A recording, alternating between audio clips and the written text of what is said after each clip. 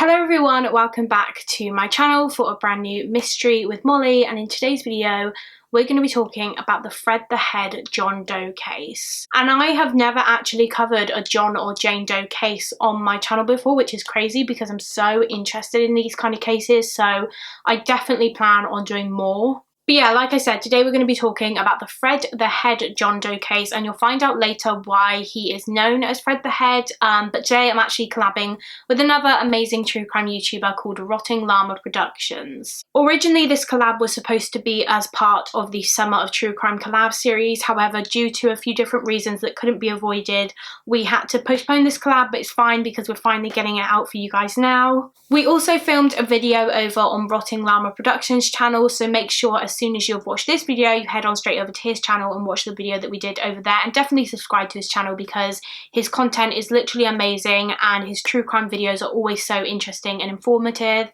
I just want to clarify that my intent with these videos is never to offend or upset anyone that may have been involved with the case. All of the information I have found on this video has been from several different sources online, such as articles and documentaries and stuff like that. So I do apologise if anything is incorrect, or if you think that I've missed something out that is really important to the case. As always, please feel free to let me know in the comments. And having said all of that, let's just get into today's case. So on March the 27th, 1971, an off-duty policeman named David Nathan was actually planning to go out shooting on a small river island in Winshill in Burston-on-Trent, Staffordshire in England. This policeman was walking beside the River Trent when he saw a kind of disturbed patch of soil, and so he got closer and he saw what he initially thought was just an old bag of cement.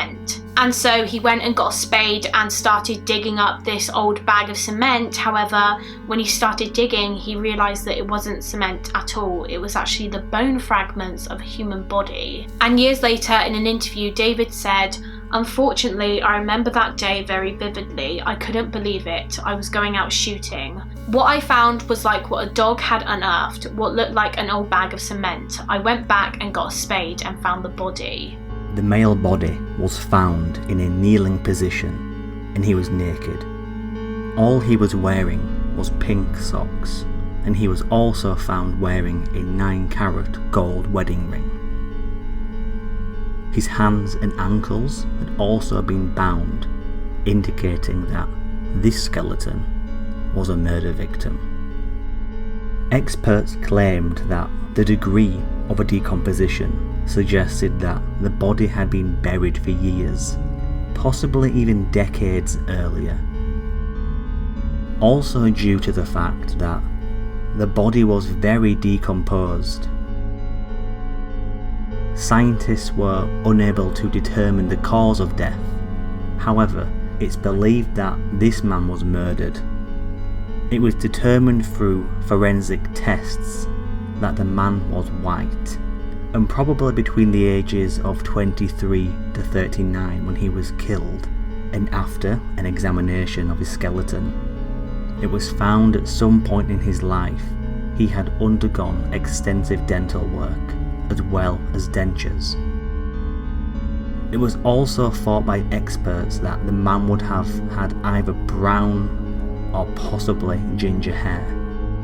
And interestingly, he also suffered from torticollis, a condition which would have meant his head would have been lolled and tilted to the right constantly, meaning his lower jaw jutted out. And I think this is why he was named by the public as Fred the Head.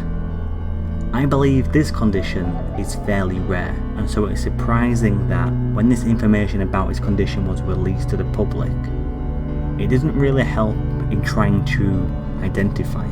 Police launched numerous TV appeals about Fred, hoping to find out his real identity. And they also put together a reconstruction of the man's head, what they believe Fred would have looked like when he was alive. I'm going to put that picture on screen now so that you can see, but despite all of the appeals and the reconstruction image being released to the public, police were no closer to establishing who this victim was or who killed him. Then in 2017, 46 years years after the skeletal remains were found, police thought they may have had a breakthrough in the case when the family of missing man Henry Jones came forward. Henry Jones went missing from Llangollen in Wales, I'm sorry I'm probably not pronouncing that right, in 1970, just 1 year before the remains of Fred were found. And so Henry's family, fearing that maybe the skeletal remains were that of Henry, decided to contact Staffordshire police after seeing Fred's case on Crime Watch. However, when familial DNA tests were kind of carried out, it proved that the remains were in fact not Henry Jones, which to me makes perfect sense. I could see that coming because, like I said, Henry went missing a year before